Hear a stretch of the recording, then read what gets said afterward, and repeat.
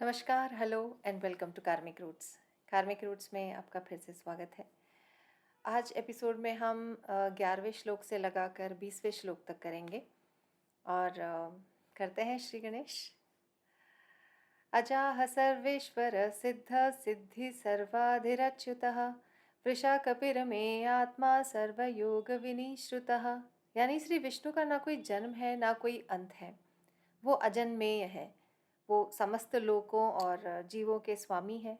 वो स्वयं अपनी स्वेच्छा से अपनी प्रकृति, व्यक्तित्व और स्वभाव चुनते हैं। श्री विष्णु ही समस्त प्रयासों और इच्छाओं के अधिदेव हैं और उन इच्छाओं के फल भी वही हैं। श्री विष्णु इस सृष्टि के पहले अणु हैं और उनका स्वभाव या प्रकृति अडिग और अपरिवर्तनीय है। मनुष्य को उनकी इच्छाओं का आशीर्वाद देना, उन्हें दुखों के सागर से निकालना, ये श्री विष्णु का प्राकृतिक स्वभाव है। डूबती धरती को भी वराह अवतार लेकर उन्होंने समंदर से बाहर निकाला था और वराह कपिर कहलाए थे। इतना सब कुछ करने के बाद भी वो किसी माया, अहंकार या मैं जैसे बंधनों में से अलग हैं, अछूते हैं। वो इनमें किसी में भी लिप्त नहीं होते हैं। और जो योग और साधना और ध्यान करते हैं, उनका स्वभाव भी धीरे धीरे श्री विष्णु सा होने लगता है। श्री विष्णु सदैव श्रेष्ठ हैं। विष्णु सहस्त्र नाम में इस श्लोक तक हर अक्षर में एक नाम है और इसके आगे उनके स्वभाव और गुण धर्म हैं जो अक्षर में अनेक शब्द और अर्थ लिए हुए हैं। अगला श्लोक है वसु वसुर्मनः सत्य समात्मा सम्मिता समः अमोघ पुंडरीकाक्षो वृषकर्मा वृषाकृतः। यानी श्री विष्णु हर प्राणी में है और हर प्राणी का अंश उनमें है। वो सही मायने में लक्ष्मीवान है, क्योंकि किसी वस्तु विशेष से उनको कोई मोह नहीं है, ना ही क्रोध, अहंकार और महानता का अनुबोध है। वो किसी भी प्रकार के तुच्छ अवगुणों से रिक्त हैं। सिर्फ सत्य, ज्ञान और असीमितता जिनका गुण धर्म है। वसु वसुर्मना सत्य समात्मा सम्मिता समः अमोघ पुंडरीकाक्ष वृषकर्मा वृषाकृति। यानी श्री विष्णु हर प्राणी में है और हर प्राणी का अंश उनमें है। वो सही मायने में लक्ष्मीवान है, क्योंकि किसी वस्तु विशेष से उन्हें कोई मोह नहीं, ना ही क्रोध, अहंकार और महानता के अनुबोध से है। वो किसी भी प्रकार के तुच्छ अवगुणों से रिक्त हैं। सिर्फ सत्य, ज्ञान और असीमितता जिनका गुण धर्म है, जिसे सिर्फ पुण्य, प्राण और अन्न का प्रसाद मिल सकता है। वो हर प्राणी में समात्मा है, यानी एक बराबर, किसी में कम और किसी में ज्यादा नहीं। न क्रोधो न जवात्सल्यम न लोभो न शुभामति ही। उन्हें एक प्राणी मात्र के रूप में भी देखा जा सकता है, यानी साकार रूप में भी देखा जा सकता है, और आकाश रूप में यानी स्पेस में उसमें भी महसूस किया जा सकता है, यानी निराकार रूप में, ब्रह्मांड जिसे कहते हैं हम, ये निराकार है। वो सदैव माँ लक्ष्मी के हृदय में मिलेंगे, जिनके पूजा और तप का प्रसाद कभी खाली नहीं जाता। जिसने जो संकल्प साधा हो उसे वो ज़रूर मिलता है। श्री विष्णु से जो न कहा जाए वो भी वो देख लेते हैं। उनके कमल समान नयन सब पर दृष्टि बनाए रखते हैं और धर्मानुसार प्रेमवश वो अपने भक्तों की सहायता करने के लिए सदैव तत्पर रहते हैं। अगला श्लोक है रुद्रो बहुशिरा बभ्रु विश्वयोनिशुचिश्रवः अमृतः शाश्वत स्थानुर्वरारोहो महातपः। यानी श्री विष्णु जब प्रलयंकर्ता बनते हैं, यानी रुद्र रूप में वो सबको रुला देते हैं, पर एक बार सारे कष्टों को ख़त्म भी कर देते हैं। उनके कई शीश हैं, यानी सिर हैं, और वो इस सृष्टि के रचयिता हैं।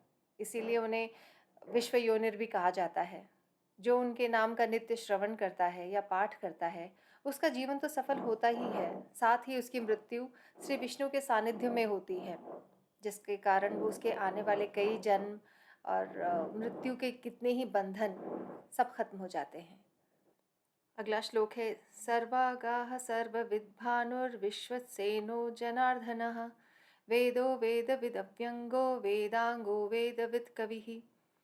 यानी श्री विष्णु का प्रभाव और उपस्थिति हर क्षण और हर परिस्थिति में होता ही है। सूर्य में वो आदित्य बनकर इस जगत में प्राण भरते हैं। हर वस्तु उनके तेज से चमकती है, जिससे सारा जगत ही तेजोमय दिखाई पड़ता है। जिसके आगे असुर और अधर्म अपने आप ही मिट जाता है, जो अधर्मी और निर्दयी मनुष्यों को नरक समान यातना भी देते हैं, जो खुद वेद स्वरूप होकर अपने भक्तों की मुक्ति के लिए गीता जैसे महाउपदेश और महाज्ञान देते हैं।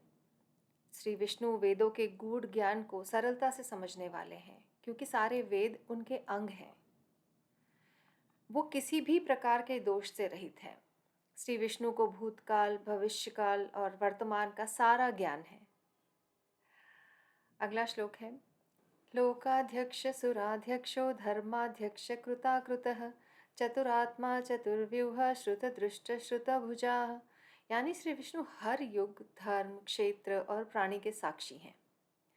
वो हर गुण और क्षत्रिय देवी देवताओं के भी अधिदेव हैं, और जो प्राणियों के गुण, धर्म और अधर्म कर्मों के अनुसार उन पर आशीर्वाद और दंड का फल भी देते हैं। हर प्राणी मात्र के धर्म आचरण को देखते हुए सृजनकर्ता के साथ साथ पालनकर्ता का धर्म भी निभाते हैं। यानी ब्रह्मा, काल और जीव सब कुछ श्री विष्णु है। वसुदेव भी वही है, प्रद्युम्न भी वही है और अनिरुद्ध भी वही है। अगला श्लोक है, भ्राजिष्णुर्भोजनं भोक्ता सह विष्णुर्जुदादिजः अनगो विजयो जेता विश्वयो निर्पुनर्वसुः। यानी श्री विष्णु कहते हैं, नुकीले दांतों वाला नरसिंह अवतार स्वरूप भी उनका ही है, और विष्णु रूप में 4 हाथ वाला स्वरूप भी उनका ही है, और प्रकृति और माया भी वही है, और माया को भोगने वाले भी वही हैं। यानी भोजन भी वही है और भोजन करता भी वही है। हिरण्याक्ष को मारने के लिए सहिष्णु जो अवतार है वो भी वही है, और हर जीव के अंदर वो विद्यमान है आत्मा बनकर, और परमात्मा अंश भी वही है। वो सर्व विजयी और सर्वव्यापी हैं। फिर अगले श्लोक में वो कहते हैं, उपेन्द्रो वामनः पुरुषः रामोघ शुचिरुज्जितः अतीन्द्रियो संग्रह सर्गो धृतात्मा नियमो यमः। यानी कि इंद्र के अनुज जितेंद्रिय उपेंद्र भी वही हैं, और वामन के अवतार भी बाली से तीन पग भूमि मांगने जो गए थे वो भी उनका ही अवतार है, वो भी उनका ही स्वरूप है। बौने रूप में कम जानकर बाली के वचनोपरांत जो सर्वलोकाधिपति रूप जगत ने देखा, जिसमें सारी धरती, आकाश और पाताल नप गया, वो उनका अनादि स्वरूप है, जिसमें धरती उनके चरण है, आकाश उनका मस्तिष्क है और सूर्य चंद्रमा उनकी आँखें हैं, और इसके साथ ही सारा संसार और सारे प्राणी उनके अंदर विराजमान है, उनके शरीर के अंदर, इस अनादि स्वरूप में। वो सदैव विजयी है और हर प्राणी, स्थिति, परिस्थिति, व्यग्न और विघ्न और सारे मंगल के कारक भी वही है। जीवों के द्वारा अपने ही शक्ति से कार्यों को संपन्न कराने के का श्रेय भी श्री विष्णु को ही जाता है।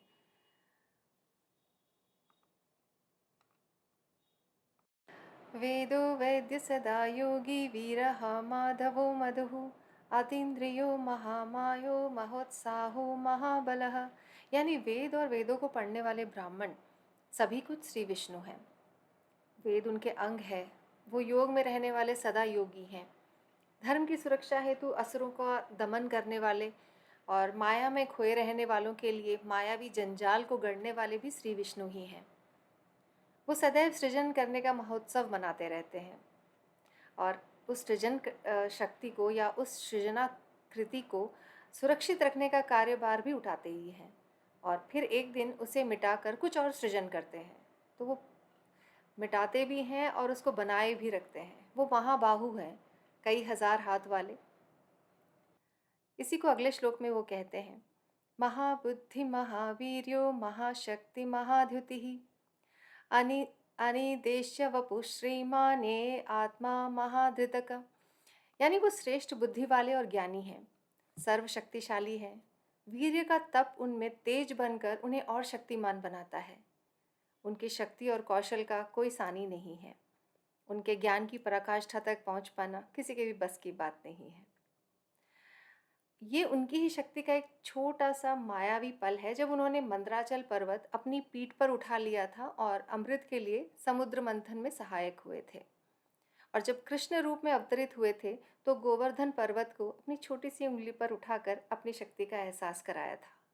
महेश्वासो महीभर्ता श्रीनिवास सत्तांगतिः अनिरुद्ध सुरानंदो गोविंदो गोविदाम्पतिः।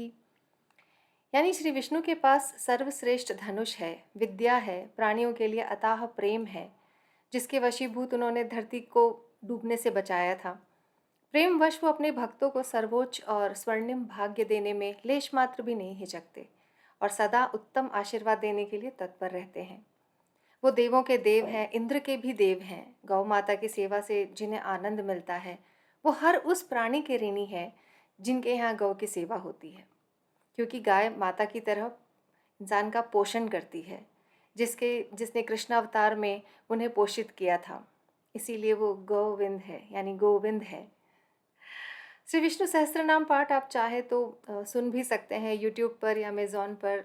MS सुब्बुलक्ष्मी जी ने बहुत सुंदर ढंग से इसका बखान किया है और श्री आदि शंकराचार्य ने सरल शब्दों में श्री विष्णु जी के रूप भी बताए हैं। श्री रामकृष्ण मठ की पुस्तक है एक, श्री विष्णु सहस्त्र नाम। आई थिंक सबको खरीदनी चाहिए। अगर आप विष्णु सहस्त्र नाम को अक्षरों में अपनी आँखों से दर्शन करना चाहते हैं तो ये एक छोटा सा स्टेप होगा विष्णु जी की तरफ। बाकी आज का वीडियो यहीं तक, और मिलते हैं अगले वीडियो में। तब तक may God B with you. आज्ञा।